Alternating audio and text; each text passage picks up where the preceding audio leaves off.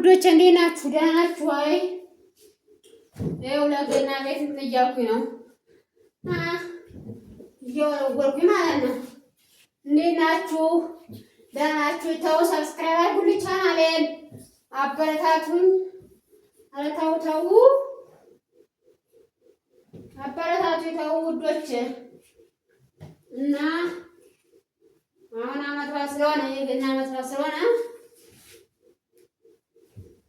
እና ቤቴን እያጸዳደው ነው እላችኋለሁ። እንዴ ሁልጊዜ እነ መዳም ቤት ብቻ ነው የምናጸዳ፣ የራሳችን የምናጽዳ እንጂ እነሱን ስናጸዳ ኖርና። አሁን ደግሞ ለዛው ክብር በቅቶና ለራሳችን እያጸዳን ነው ማለት ነው። እግዚአብሔር ይመስገን ስለ ሁሉም ነገር እግዚአብሔር ይመስገን ነው። እናንተ ለዚህ ክብር ያብቃችሁ ውዶቼ። ሌላ ምን ይባላል? የራሳችሁን ነገር ሰጥቷችሁ ፈጣሪ ወደ ሀገራችሁ መታችሁ ለራሳችሁ ቤት ለራሳችሁ ነገር ለማንጎድጎድ ያብቃችሁ ላለው ውዶቼ፣ ማሮቼ፣ ፍቆች ማለት ነው። እና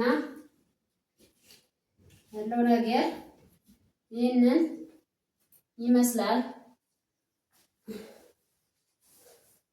በጣም ደስ ይላል። ለሰው እንኳን ስትሰሩ እንትን ትላላችሁ፣ ግን ለራስ ስትሰሩ የበለጠ ደግሞ ደስ እያላችሁ ነው የምትሰሩ።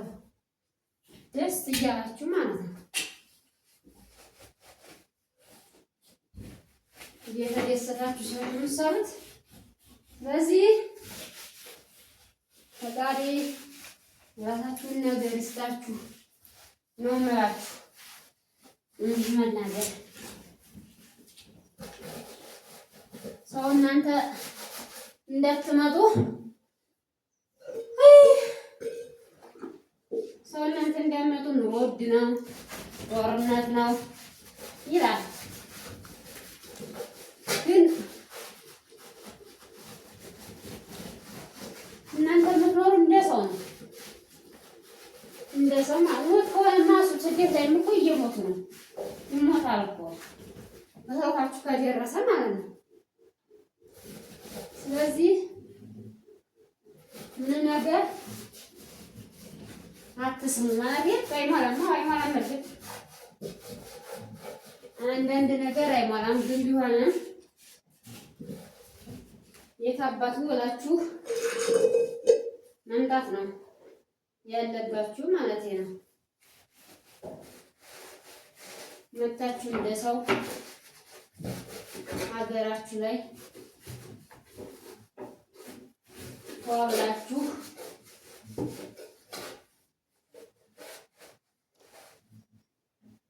ስትኖሩ ደስ ይላል።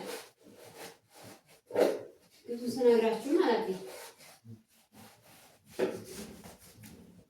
ስለዚህ ነው ታው እኔ የምላችሁ ኖረኝ እኔ የምላችሁ ነገር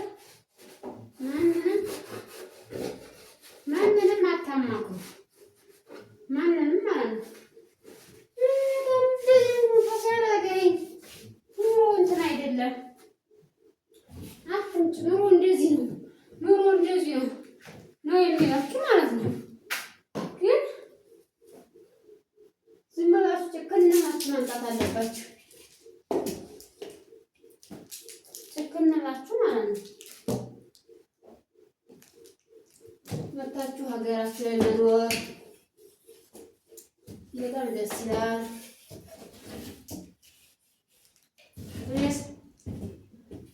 እኔ ስላየሁት ነው። በራሳችሁ አዛችሁ ይላር ብላችሁ ተጋሪ የራሳችሁ ነገር የራሳችሁ ትዳር ይስጣችሁ ማለት ነው የሚባለው ያ ነው። ሌላ ምንም አይባልም። እና ውዶቼ ምን ለማለት ፈልጌ ነው፣ አትፍሩ።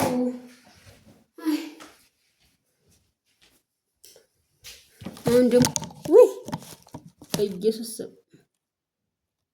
ተደፋ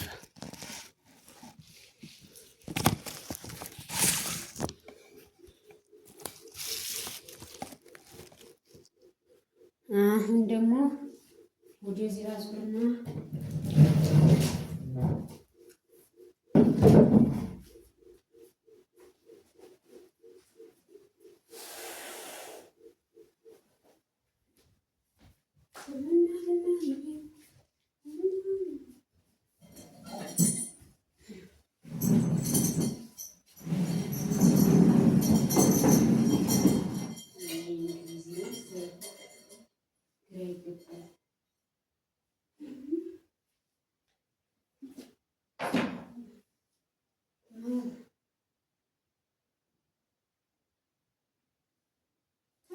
ጭራሽ